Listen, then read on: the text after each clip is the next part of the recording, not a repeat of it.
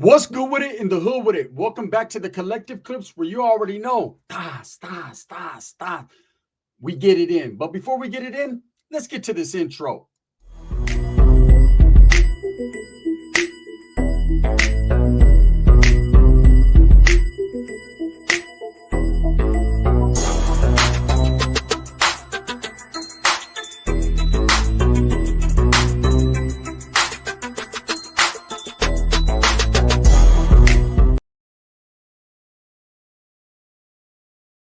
Welcome back to the channel. And if you haven't already hit that like and subscribe button, make sure you go ahead and do that. Put your notification bell on all so that way you're directing the direction of the dope content that the gun stays kicking.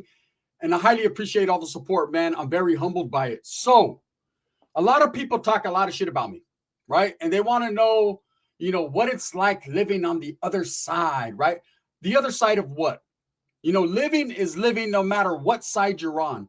But let me explain to you just how I had to accept the fact that I was no longer an active gang member, that I was no longer embraced by the hood or the cause, and how I live daily, day to day, because every day as a man, you have to go pushing forward, right? But also at the same time, you have to look back over your shoulder, right? You have to make sure that the demons of your past don't creep up on you and settle, because if they do, you could either fall back into the abyss of acting stupid and being a part of something that you're not cut for, right? Or you don't want to be cut out for, or at the same time, man, something bad could happen to you. So you always got to be on your toes, 100%. You always got to have awareness, which is something that the cause taught me. Everything that I did when I was a gang member, everything I was a part of, man, it meant something to me. And I took a lot of the good qualities of what I learned that I was educated or that were instilled in me, and I ran with them. And so that's why I always say, man, just because I'm no longer living that active GP lifestyle, that does not mean at any point in time I'm a sucker, man, or I could be moved on quite easily, because I'm definitely going to stay aware of my surroundings, and I'm going to watch out. I'm going to watch everything that's in front of me, on the side and behind me, because I know what I've done in the past, and I don't want any of my past transgressions to ever creep up on me, period. That's just what it is. So let me explain to you about acceptance first, right? How did it feel when I fell off? Because that's literally what it is. Falling off. You can cut it anyways, slice it, dice it, talk about it however you want. But if you're no longer an active gang member, you fell off. That's the wording that is used, right? You fell off, you fell back, you took a step back, whatever. Checking in, piecing up and all that. Now that's a different story. That's different.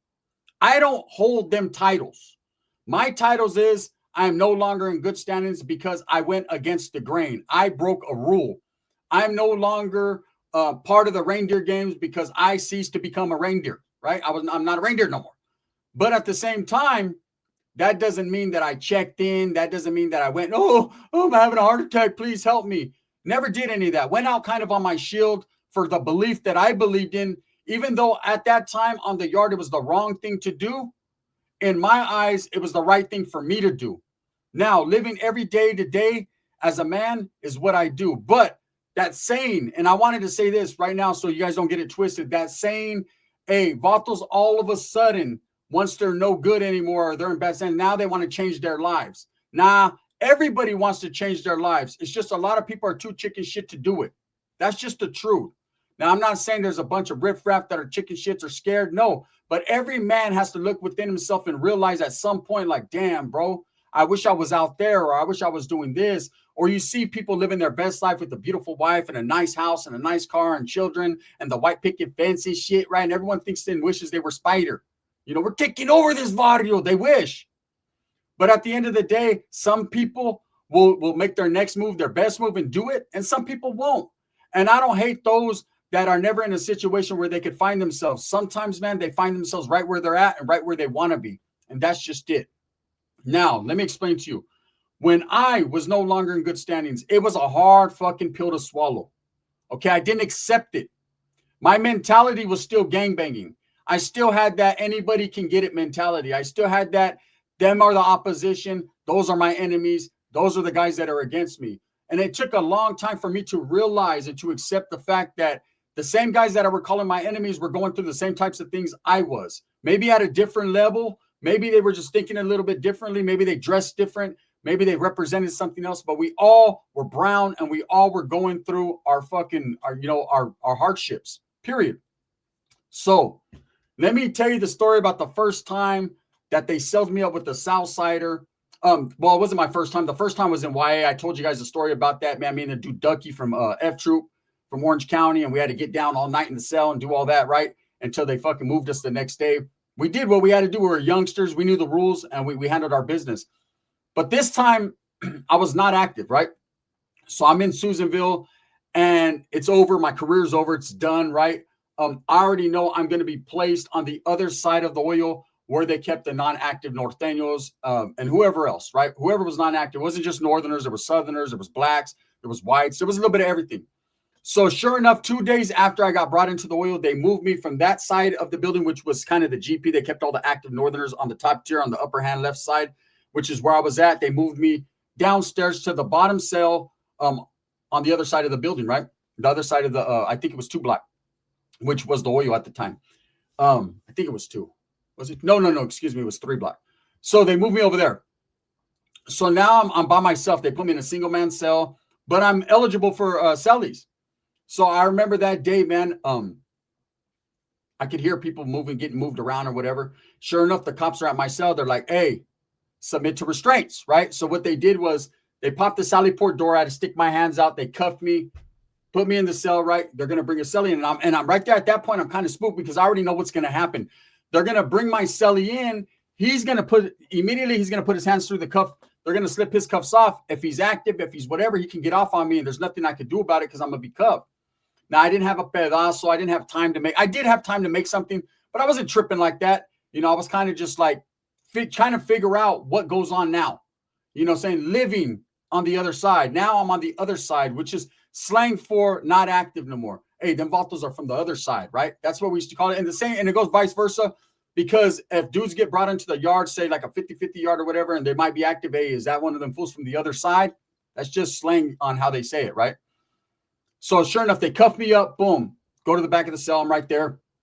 I turn around, I see my cellie. I can barely see him over the window, right? He's about that much higher than the window, and all I see is a bald head, right? So I'm like, okay, let me see who this guy is. I'm going to get my kickboxing game on right now, because if he comes in acting any type of aggressive, I'm going to kick him in his fucking chin, because I got to look out for myself first, right?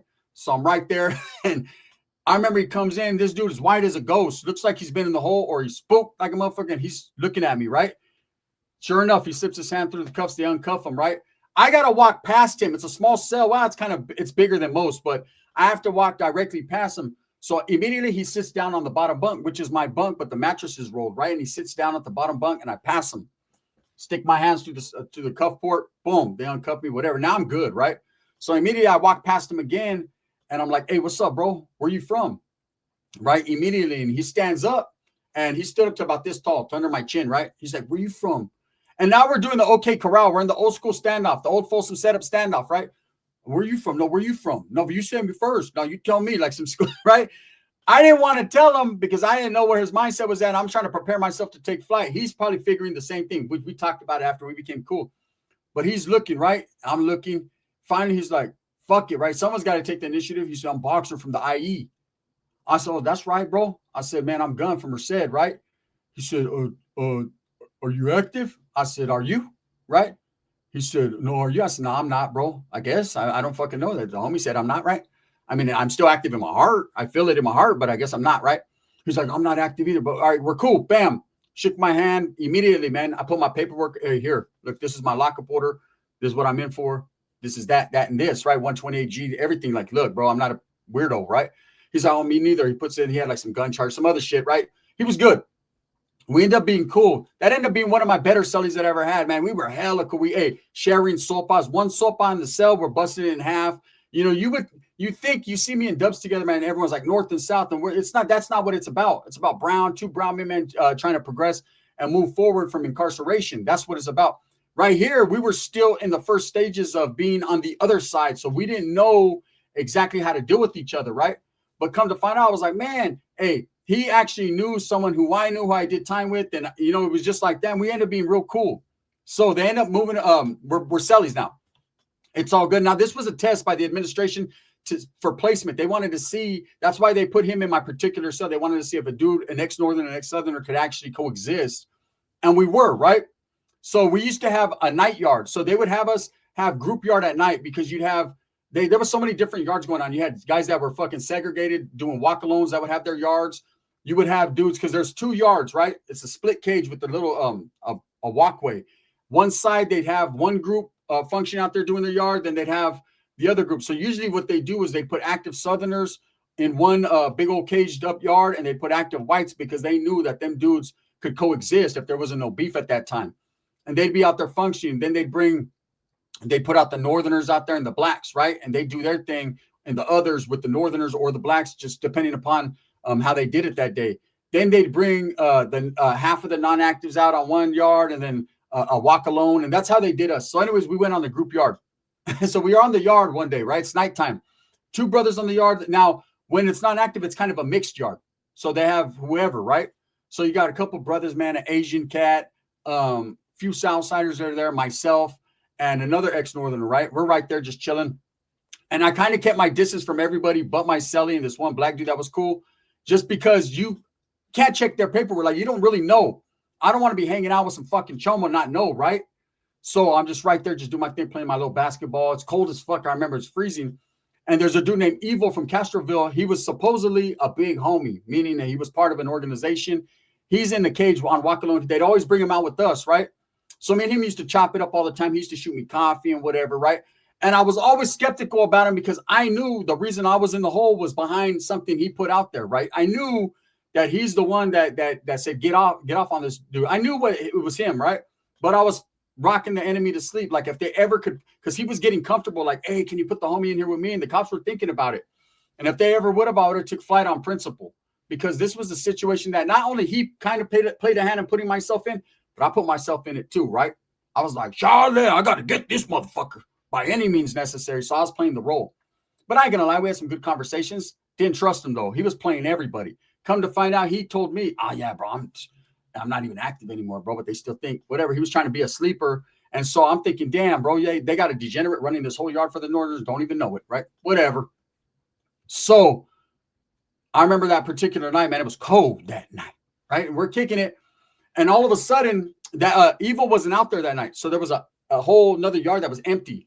We're out there playing basketball, whatever. And you get like an hour of yard time. And all of a sudden, I see this fucking female officer, and she comes out and she starts to open our gate, right? There's like another cage, and then you open it, and then you can go through. And I see about 10 fucking Southerners coming, all bald, all blasted back, tattoos on their head. You know what I'm saying? All looking like fucking, what's his name? Baldacci from Florencia, right? They're all coming in. What's up, Bessie? Right? I'm like, oh, no. I'm looking at the other Northerner. He's shaking in the corner, right, already. I'm looking at the brothers. They ain't none of their business. They ain't tripping. I'm looking at the Asian. But I got to rally the troops, right? And I tell my cellie, and my cellie white as a ghost, right? That motherfucker's like, oh, hell no. But he kind of recognizes a couple of the dudes. So he's kind of shook. Like, I could see it in his eyes. Like, what's wrong with you, fool? Right? And he's looking. And I'm like, fuck it. I rally the troops. I tell everyone, hey, be ready, man. These are actors. They're going to treat you guys just like they treat me. I was kind of looking out for myself. I was going to run behind and be in the second wave, right?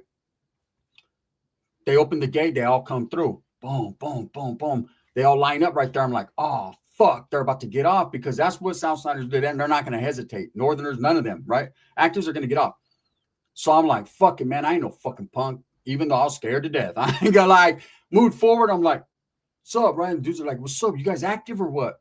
I was like, nah, man, what's up? And they're like, oh, that's what's up, bro. We ain't either, right? Come to find out, they all fucking got ran off the yard or decided to do a mobile on the yard or whatever they did, man. Because there was dudes, the Lowe's car and the IE car were tripping on each other. Whatever, it was some business that was Southern business. It was internal, right? They were all cool. We're, oh yeah, cool, man. I was like, my heart was like this.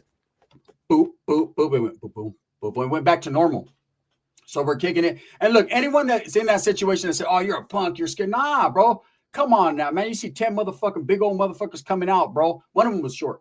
And he ended up being real cool with my cellie. Like, oh, they're from the same area, right?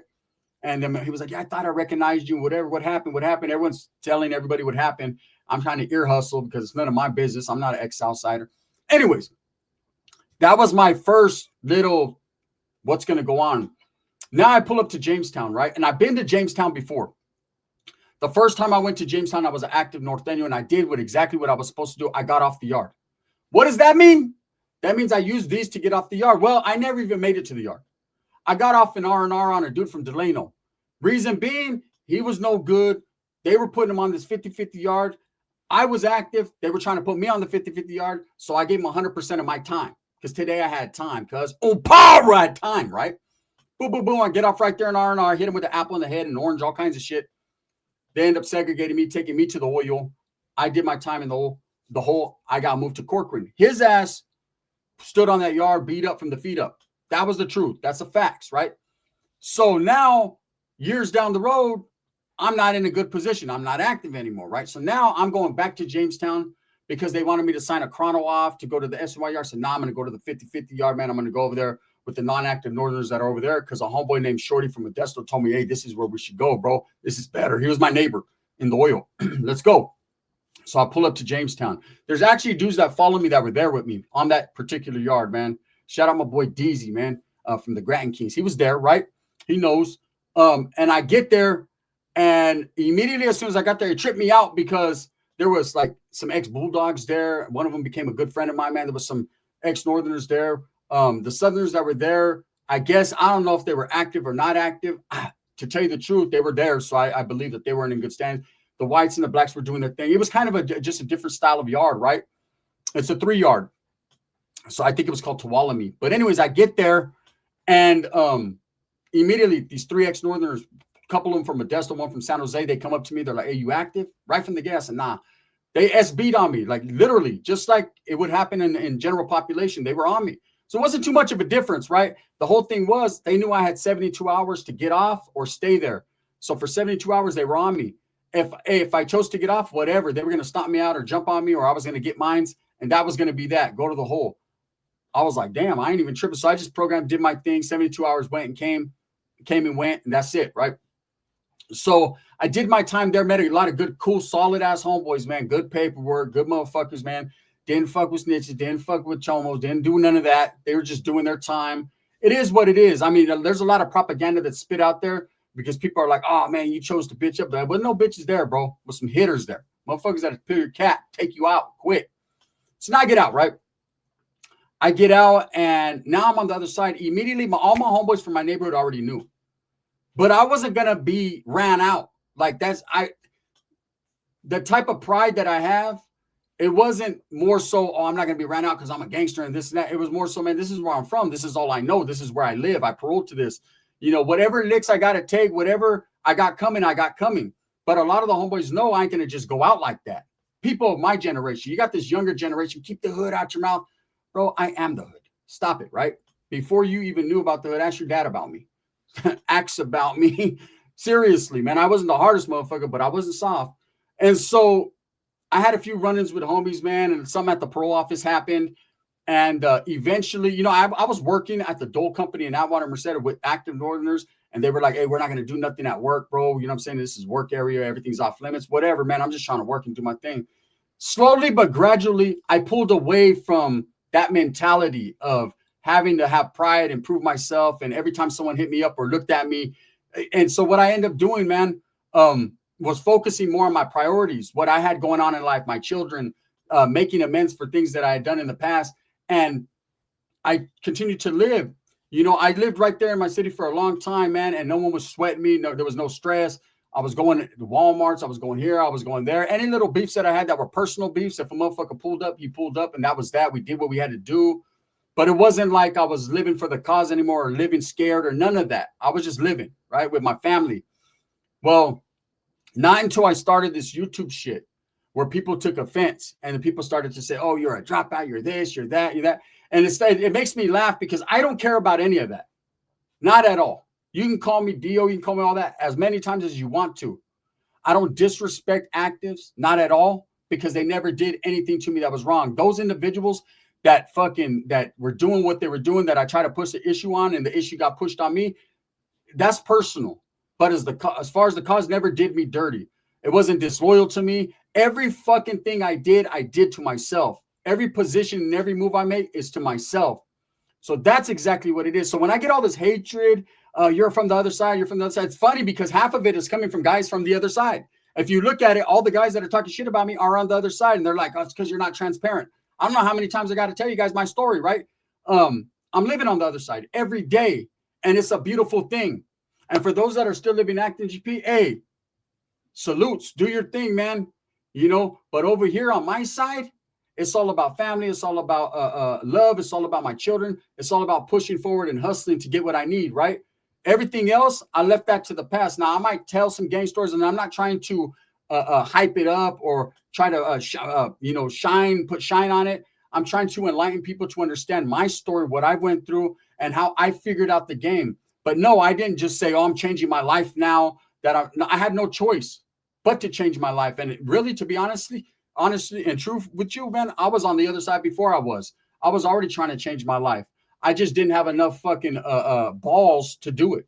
That's just the truth. Anyways, with that being said, there's a serious super gunner for your ass. I just wanted to put out there for the people that ask questions about me, that think I'm scared or I'm hiding or I'm running or I'm doing this. I'm not doing nothing, man. I'm waking up in the morning. I'm taking kids to school. I'm pulling up to Walmart's, 2 Targets, 2 Winco Foods, 2 places that I go, man, to buy groceries. I'm going to celebrate Thanksgiving, and I'm going to eat it actively just like anyone else would, man. And if you want to hate on me and do all that, get yours.